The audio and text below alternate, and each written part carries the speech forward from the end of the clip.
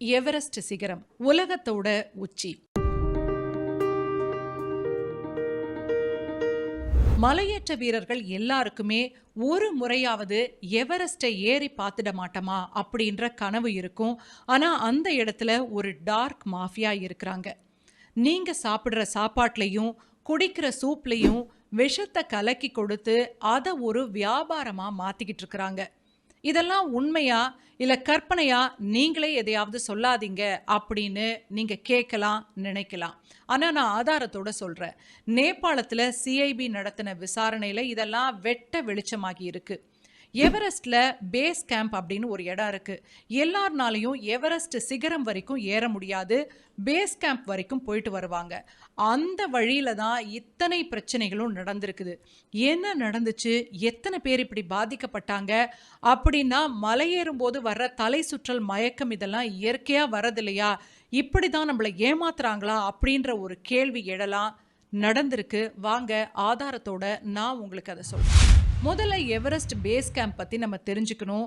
Base கேம்ப்புக்கு போகிறதுக்கு பொதுவாக எந்த இடத்துல இருந்து பயணத்தை தொடங்குவாங்க, அங்கிருந்து பேஸ் கேம்ப் போயிட்டு வரதுக்கு எத்தனை நாட்கள் ஆகும், என்ன சூழ்நிலை அப்படின்னு நம்ம பார்க்கலாம். மலையேற்ற வீரர்கள் பெரும்பாலும் லுக்லால இருந்து தான் பயணத்தை தொடங்குவாங்க. இது காட்மண்ட்ல இருந்து 140 கிலோமீட்டர் தூரத்தில் இருக்கு. லுக்லால ஒரு விமான நிலையமும் இருக்கு. அங்க இருந்து பேஸ் கேம்ப் போறதுக்கான வழி ஒன் வே பாத்தீங்கன்னா 65 கிலோமீட்டர். பேஸ் கேம்புக்கு போயிட்டா அங்க தற்காலிக கூடாரங்கள் தொடங்கி உணவு, தேநீர், தங்குமிடம், இணைய வசதி அப்படின்னு எல்லாமே இருக்கு. என்ன மலை அப்படிங்கிறதுனால எல்லாமே விலை ரொம்ப அதிகம். லுக்லால இருந்து மலையேற தொடங்கினா பேஸ் கேம்புக்கு போயிட்டு திரும்பவும் லுக்லாக்கு வர்றதுன்னா 130 கிலோமீட்டர் தூரம். ஏற்கனவே சொன்னேன் இல்லையா, one way is equal to 65 kilometres. ஆனால் இந்த 130 கிலோமீட்டர் தூரத்தை நீங்கள் ஏறி இறங்கணும்னா உங்களுக்கு 12லிருந்து 14 நாட்கள் ஆகும். காரணம், உங்கள் உடல் அந்த மலை சூழலுக்கு ஏற்றாற்போல் பழகிறதுக்கு ஒரு சில நாட்கள் ஆகும். அதுவும் சேர்த்து தான் இந்த 14 நாட்கள். உயரத்துக்கு போகும்போது நிறைய பேருக்கு உடல்நல பிரச்சனைகள் வரும். கடுமையான பனிப்பொழிவு ஒரு பக்கம்னா -டிகிரியில் இருக்க பனிமலை ரொம்பவே ஆபத்தானது. அதனால தான் ஷெர்பாக்கள் துணையோட ஒரு டீமாக தான் மலை ஏறுவாங்க. பேஸ் கேம்பை தாண்டி எவரெஸ்ட் உச்சி வரைக்கும் ஒரு சில 100 பேர் தான் போவாங்க. அதுக்கு ஸ்பெஷல் பர்மிஷன் வேணும். பொதுவாக எல்லாருமே பேஸ் கேம்ப் வரைக்கும் தான் போவாங்க. அதுக்கு மேலே போகணும்னா அதுக்கு தனி பயிற்சியும் அவசியம். பனிமலையை ஏறணும்னா அது சாதாரண விஷயம் கிடையாது. ஏறும்போதே நிறைய பேருக்கு உடல்நல குறைவெல்லாம் வரும். சரி, அதில் மோசடி செய்கிறாங்கன்னு எப்படி தெரிஞ்சுது அப்படின்னு கேட்டிங்கன்னா, அது ரொம்ப சுவாரஸ்யமான ஒரு விஷயம். அது எப்படி கண்டுபிடிச்சாங்கன்னு நம்ம பார்க்கலாம். இந்த மோசடி நேற்று இன்னைக்கு தொடங்கலை. 2018 நேபாள அரசு ஒரு உயர்மட்ட குழுவை அமைச்சாங்க. அவங்க தாக்கல் செஞ்ச 700 பக்க அறிக்கை உலகத்தையே உலுக்கி எடுத்துருச்சு.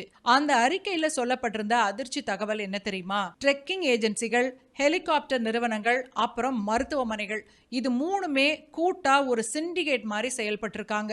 2015 இருந்து 2018 வருஷம் வரைக்கும் மட்டும் ஆயிரக்கணக்கான போலி ஹெலிகாப்டர் மீட்புகள், ஃபேக் ரெஸ்கியூஸ் நடந்திருக்கிறதா கணக்கு காட்டியிருக்காங்க. ஒரு பயணிக்கு லேசா தலைவலி இருந்தா கூட உடனடியா அவரை ஹெலிகாப்டர்ல தூக்கி போட்டு எமர்ஜென்சி அப்படின்னு சொல்லி $15,000 வரைக்கும் இன்சூரன்ஸ் நிறுவனங்களுக்கு பில் போட்டிருக்காங்க.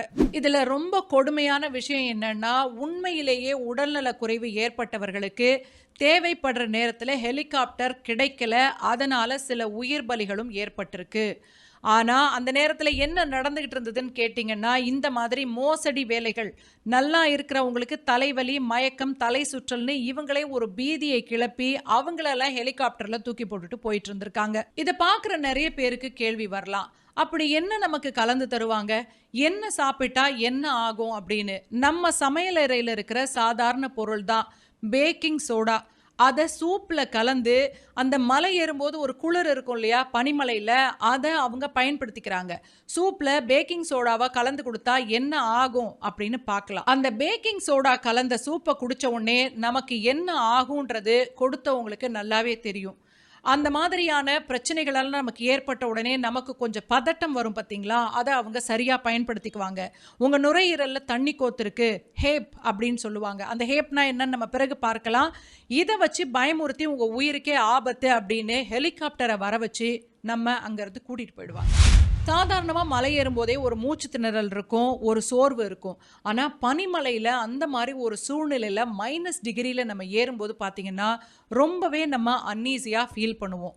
அப்ப என்ன மாதிரியான பிரச்சனைகள் வரும்னு கேட்டீங்கன்னா, 2 விதமான பிரச்சனைகள் வரும். அது என்னன்னு நம்ம பார்க்கலாம். முதல்ல பார்த்தீங்கன்னா, நுரையீரல் வீக்கம் அப்படின்னு சொல்லுவாங்க. High altitude pulmonary oedema. உயரமான இடங்கள்ல ஆக்ஸிஜன் குறையும் போது நுரையீரலுக்குள்ள நீர் கோர்த்து கொள்ளக்கூடிய ஒரு நிலை. இதனால ரத்தத்துல ஆக்ஸிஜன் அளவு குறைஞ்சு நோயாளிக்கு கடுமையான மூச்சு திணறல் ஏற்படும். ஓய்வு எடுக்கும்போது கூட மூச்சு விட முடியாம தவிப்பாங்க. விடாத இருமல் வரும்.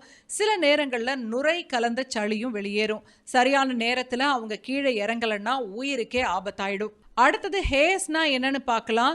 இது வந்து ஹை ஆல்டிட்யூட் செரிப்ரல் எடிமா, மூளை வீக்கம் அப்படின்னு சொல்லுவாங்க. இது ஹேப்பை விட ரொம்பவே மோசமானது. ஆக்சிஜன் பற்றாக்குறையினால மூளையில நீர் கசிஞ்சு வீக்கம் ஏற்படக்கூடிய ஒரு நிலை. இதனால நோயாளிக்கு கடுமையான குழப்பம் ஏற்படும். மது அருந்தியது மாதிரி இருப்பாங்க. நேரா நடக்க முடியாம தடுமாறுவாங்க. பார்க்கறதுக்கு பைத்தியம் பிடிச்சவங்க மாதிரி ஆகிடுவாங்க. உடனடியா கீழே அவங்கள அழைச்சிட்டு போகாட்டி நோயாளி சில மணி நேரங்கள்லயே கோமா நிலைக்கு போய் உயிரையும் இழக்கிற ஒரு சூழ்நிலை வரும். இந்த 2 பெயர்களையும் சொல்லி மலையேற வர்றவங்களை பயமுறுத்தி அவங்க கிட்ட பணம் பறிக்கிறது தான் இந்த ஹெலிகாப்டர் கும்பலோட வேலை. ஹேப் இல்லனா ஹேஸ், இது 2ல எதை சொன்னாலும் அந்த மலையேற்ற வீரர் நிச்சயமா பயந்துடுவாரு. அதுக்கான அறிகுறிகள் வேற அவருக்கு தெரியுது இல்லையா? அந்த உடனடி பயத்துல ஹெலிகாப்டர்ல போறதுக்கு அவர் ஒத்துக்குவாரு. ஹெலிகாப்டர் உடனடியா வந்து நிற்கும். இதுக்கு பின்னாடி என்ன தெரியுமா நடக்கும்? இந்த சூப்பை கலந்து கொடுத்த வழிகாட்டிக்கு ஒரு கமிஷன், ஹெலிகாப்டர் நிறுவனத்துக்கு ஒரு கமிஷன், அதுக்கு பிறகு இவங்களை ஒரு மருத்துவமனைக்கு கூட்டிட்டு போறாங்கல்ல, அதுக்கு ஒரு கமிஷன். இதை அந்த இடத்துல ஒரு பிசினஸாவே வச்சு நடத்தி இருக்கிறாங்க. இன்சூரன்ஸ் கம்பெனி கிட்ட $5000 இருந்து $10,000 வரைக்கும் பணத்தை கறந்துருவாங்க. இந்த மோசடிலாம் வெளியில வந்த பிறகு ஒரு ஆஸ்திரேலிய மலையேறும் வீரர் தன்னோட அனுபவத்தை பகிர்ந்துகிட்டாரு. அவருக்கு லேசா ஒரு தலைவலி வந்திருக்கு. உடனடியா அவரோட கைடு என்ன தெரியுமா சொல்லியிருக்காரு? உங்களுக்கு மூளை வீக்கம் வந்துருச்சு, ஹை ஆல்டிடியூட் செரிப்ரல் எடிமா வந்துருச்சு, அதனால உடனடியா நம்ம கீழே போகணும்னு சொல்லியிருக்காரு. அந்த மலையேற்ற வீரர் சொல்லியிருக்காரு, இல்ல நான் நல்லா தான் இருக்கேன் அப்படின்னு. இல்ல நீங்க கீழே போலனா இன்னும் 1 மணி நேரத்துல இறந்து போயிடுவீங்க, உடனடியா ஹெலிகாப்டரை வர வைப்போன்னு சொல்லி ஹெலிகாப்டரை வரவழைச்சு இந்த ஆஸ்திரேலியாக்காரர் வேணான்னு சொன்ன பிறகும் அவரை ஹெலிகாப்டர்ல ஏத்தி மருத்துவமனைக்கு கூட்டிட்டு போயிருக்காங்க. மருத்துவமனையில அவருக்கு என்ன பிரச்சனை அப்படின்னே சொல்லாம எல்லா சோதனைகள் ஸ்கேனையும் பண்ணியிருக்காங்க. அவருக்கு என்னென்னவோ ஊசி மருந்து இதெல்லாம் போட்டு $20,000 அவருக்கு பில்லா போட்டுட்டாங்க. இதையெல்லாம் விட விசித்திரமா ஒரு பிரான்ஸ் மலையேற்ற வீரர் ஒரு விஷயத்த சொல்லியிருக்கிறாரு. எனக்கு ஒரு சூப் கொடுத்தாங்க, அது குடிக்கும் போதே ஒரு வித்தியாசமான சுவையோட இருந்தது. குடிச்ச கொஞ்ச நேரத்துல எல்லாம் எனக்கு ஒரு மாதிரியா வயிறு வலிச்சுது. நான் அதை பத்தி ரியாக்ட் பண்றதுக்குள்ளேயே ஒரு ஹெலிகாப்டர் வந்துருச்சு. ஹெலிகாப்டர்ல ஏத்தி என்னை மருத்துவமனைக்கு கூட்டிட்டு போயிட்டாங்க அப்படின்னு அவரு தன்னோட அனுபவத்தை சொல்லியிருக்கிறாரு. இந்த மாதிரி மோசடிகள்லாம் பல வருடங்களா நடந்துகிட்டு இருக்கு. கடைசியா நேபாளத்துல காவல்துறை விசாரணை செய்ய தொடங்குறாங்க 2025. இந்த மோசடியில 3 பேருக்கு முக்கிய பங்கு இருந்திருக்கு. அது யாருன்னு பாத்தீங்கன்னா மவுண்டைன் ரெஸ்கியூ சர்வீஸ். பார்க்கறதுக்கு ஒரு மீட்பு நிறுவனம் மாதிரி தெரிஞ்சாலும் உண்மையிலேயே இது ஒரு பண பரிமாற்ற மையமா இருந்திருக்கு. இவங்க போலி மருத்துவ அறிக்கைகளை தயாரிக்கிறதுல ரொம்பவே கை தேர்ந்தவங்க. இல்லாத நோயாளிக்கு ஹெலிகாப்டர் வந்ததா கணக்கு காட்டுறதுல இவங்க கில்லாடிங்கன்னு சொல்றாங்க. அடுத்ததா கைலாஷ் ஹெலிகாப்டர் சர்வீசஸ். இந்த நிறுவனம் மேல பல புகார்கள் இருக்கு. அரசு நிர்ணயித்த கட்டணத்தை விட 5 மடங்கு அதிக கட்டணத்தை இன்சூரன்ஸ் நிறுவனங்கள் கிட்ட இருந்து வாங்கிட்டு இருந்திருக்காங்க. அது மட்டும் இல்ல, மருத்துவமனையே இப்படி மோசடி செஞ்சிருக்கு. ஸ்வெக்கான் இன்டர்நேஷனல் ஹாஸ்பிட்டல் காட்மண்டுல இருக்கிற இந்த தனியார் மருத்துவமனை மலையேற்ற வீரர்களை தேவையில்லாம பல நாட்கள் இன்பேஷண்டா உள்ள வச்சிருந்து லட்சக்கணக்கில் பில் போட்டு மோசடி செஞ்சிருக்காங்க. நேபாள அரசு இந்த மோசடிகளை தடுக்கிறதுக்காகவே பல சட்டங்களை இயற்றி இருக்கிறதா சொல்றாங்க. ஆனா இப்படி கடுமையா நடவடிக்கை எடுக்க வேண்டிய சூழ்நிலை எப்படி வந்துச்சு தெரியுமா? உலகளாவிய இன்சூரன்ஸ் நிறுவனங்களான டிராவலர் அசிஸ்ட் அப்புறம் குளோபல் ரெஸ்கியூ, இவங்க 2 பேருமே நேபாள அரசுக்கு ஒரு கெடு விதிச்சாங்க. இந்த மோசடியை தடுக்கலன்னா நேபாளத்திற்கு வரக்கூடிய பயணிகளுக்கு நாங்க இன்சூரன்ஸ் கொடுக்க மாட்டோம் அப்படின்னு எச்சரிச்சாங்க. அதுக்கு பிறகுதான் நேபாள அரசு விழிச்சுச்சு அப்படின்னு சொல்லலாம். ஏன்னா அவங்களுக்கு வரக்கூடிய அந்நிய செலாவணியை இது பாதிக்கும். 2018 வருஷமே ஒரு விரிவான விசாரணை நடத்தி 700 பக்க அறிக்கையை நேபாள அரசு தயாரிச்சாங்க.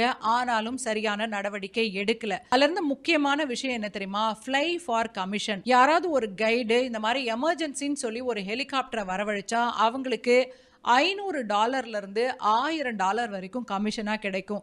அவங்களுக்கு கிடைக்கிற அந்த சம்பளத்தை விட அந்த கமிஷன் தொகை அதிகம் அப்படிங்கிறது தான் இந்த மோசடிக்கு முதல் புள்ளியா அமைஞ்சிச்சு. ஆனா இது வெறும் மோசடி அப்படிங்கிறத தாண்டி ஒரு சுற்றுலாவுக்காக மலை ஏற வருபவர்களுடைய நம்பிக்கையை சிதைக்கக்கூடிய ஒரு விஷயம் இல்லையா? நேபாளத்துல நடந்த இந்த மோசடி மாதிரி பல சுற்றுலா தலங்கள்ல நடக்குது. ஏன் இந்தியாவுல கூட நிறைய மலைப்பகுதிகள்லையும் ஆறுகள்லையும் விழுந்து இறக்கக்கூடியவங்களோட உடல்களை மீட்டு தருவதற்கு மிகப்பெரிய அளவில் பணம் கேட்கிறதான செய்திகளை எல்லாம் நம்ம பார்த்துருக்குறோம். இமயமலையில கூட இறந்து போய்விட்டார்கள். ஆனால் யாராவது இந்த மலையேற்றத்தின் போது இறந்து போயிட்டா அவங்களுடைய உடலை மீட்டு வருவதற்கும் கூட மிகப்பெரிய அளவில் பணம் கேட்கப்படுது. பல சுற்றுலா தலங்கள்ல இந்த மாதிரியான மோசடிகள் எல்லாம் நடக்குது. இதெல்லாம் பார்க்குற நம்ம ஊர் ஆட்களுக்கு சில சந்தேகங்கள் வரலாம். நாங்க சுற்றுலா போறோமே, குறிப்பா ஊட்டி, கொடைக்கானல் இந்த மாதிரி இடங்கள்ல மலைப்பகுதிகளில் ட்ரெக்கிங் போறோமே, எங்களுக்கு இந்த மாதிரி நோய் ஏதாவது வருமா அப்படின்னு கேட்டிங்கன்னா, ஆரோக்கியமான உடல்நிலையில் இருக்கிறவங்களுக்கு எந்த ஒரு பிரச்சனையும் வராது. ஆனா இந்த இமயமலை விஷயத்தை ஏன் இவ்வளவு தூரம் நம்ம பார்க்க வேண்டி இருந்ததுன்னா, உங்களுக்கு ஒரு முன்னெச்சரிக்கை நடவடிக்கை தான். ஏதாவது ஒரு இடத்துல ஒரு கைடு ஏதோ கொடுக்குறாருன்னா வாங்கி சாப்பிட்டுடாதீங்க. என்ன பிரச்சனை வரும்னு தெரியாது. அடுத்ததா நாம இதுல ரொம்ப கவலையோட பார்க்க வேண்டியது, ஒரு சுற்றுலாவுக்காக போகக்கூடியவர்களை ஒரு வியாபாரமா பார்க்கறது அப்படிங்கிறது எப்படி இருக்கு?